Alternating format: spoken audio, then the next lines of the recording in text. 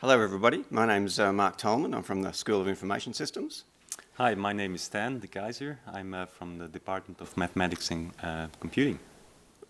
What we're here today to do is just to talk to you about some of the careers and opportunities in computing and what sorts of things we can offer here at USQ.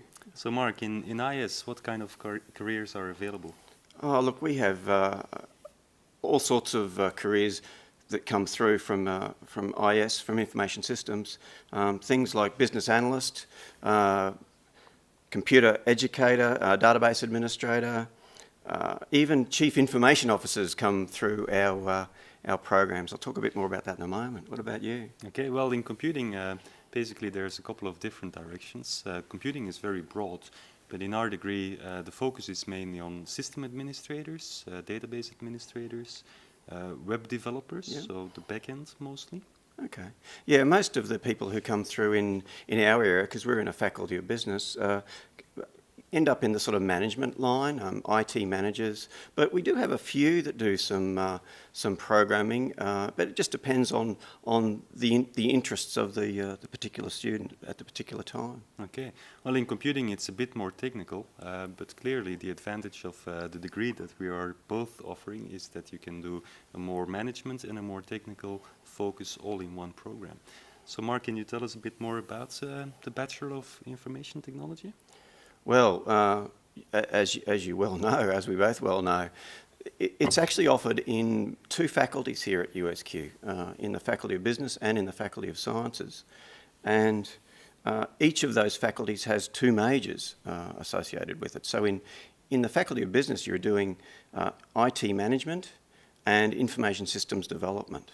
So they're the two majors that are available. Mm-hmm. And in our department, the two majors in the same degree are applied computer science and networking and security. So the applied computer science major is computer science theory, but it's applied in the area of web technology, so very exciting. Yeah, well, and what students can typically do is actually take majors from both faculties, or they can do it within the one faculty. And what happens often in our faculty is that a student might take IT management, but also might do marketing or might do human resource management or even accounting. So there's a mix and match that's going on, and you can do that inside the Bachelor of Information Technology, but also in the Bachelor of Business. So it's quite a popular idea.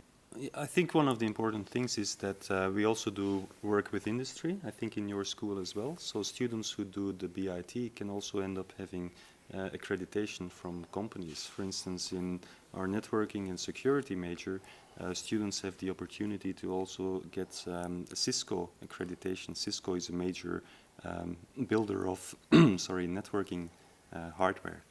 So we offer students chances to also acquire those technical skills. Right. And I think in IS there is something similar. There is indeed. We have in one of our courses on IT service management, students can at the end of it take another examination, costs them a few dollars to do it, but take another examination and get a certification in the IT service management area, in particular ISO 20000. So it's a very attractive option for students. We're also trying to incorporate similar things into other courses. For example, we have a enterprise resource planning, so-called ERP course that students are doing. And as of this semester, semester 2 coming up in 2009, we have a strong linkage with a company called SAP. And so the students who do that course will have experience of SAP.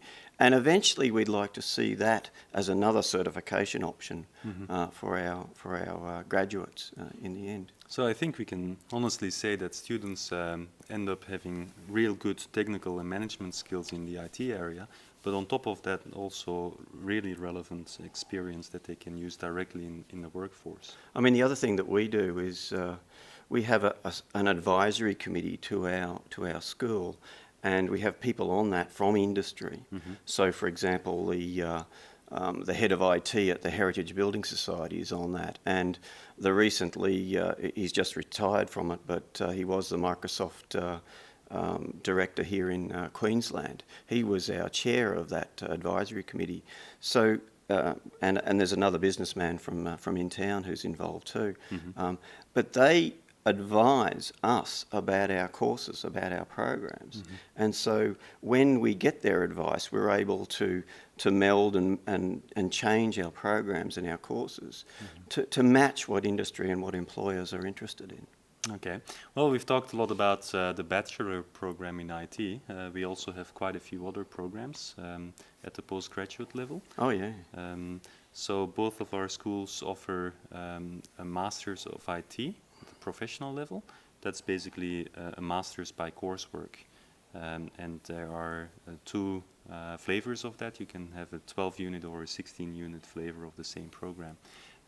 In the Department of Maths and Computing, we also have a 12-unit Master of Computing, which is coursework, but also some research training. So this is a pathway for students who are interested possibly in going into a PhD, but also in industry doing a bit more of a research and development task.